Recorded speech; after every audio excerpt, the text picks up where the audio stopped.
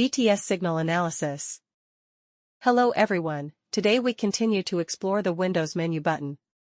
When we click on Windows, a drop-down menu appears with three options. We've already covered the connection and usage of driller display in previous sessions. Now, let's take a closer look at the BTS signal analysis feature. We open its page by left-clicking on it. At first glance, the main chart area appears blank, and below it are several parameters and operation buttons that might seem complicated. In fact, the functionality is quite straightforward, but very important, and the operation itself is not complex at all. Below, I will explain this feature step by step, following the actual usage workflow. Go to the beacon tracking page.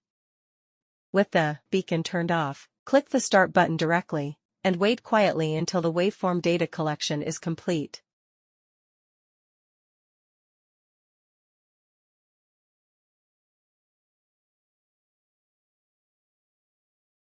The purpose of this step is to capture the magnetic noise level in the surrounding environment. Return to the BTS measure simulation and signal analysis page. In the Raw tab, click Loading Data. The three-axis noise values you just collected will now appear in the chart at the top of the page. Next, click the Analysis button. The page will automatically switch to the Spectrum tab. This chart displays a noise spectrum analysis. You can clearly see that, at our magnetic beacon's operating frequency of 2 Hz, the noise levels across all three axes have dropped to an acceptable range. Before 2 Hz, however, the noise shows significant fluctuations. At the same time, the noise section now displays the three-axis noise values.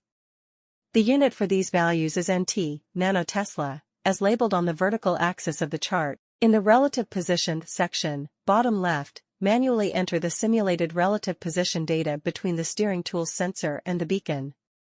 Then, check the Use Noise Simulation checkbox in the noise area. After that, click Simulation on the left side. At this point, calculation results will appear simultaneously in both the signal and location and error sections. Now, I'll explain these values from left to right. In the section labeled the position of the sensor relative to the beacon, the three values X, Y, and Z represent the positional offset between the sensor and the center of the beacon along the three axes. For example, if the sensor is positioned 1 meter in front, 1 meter to the right, and 50 meters below the beacon, these are the values you would enter.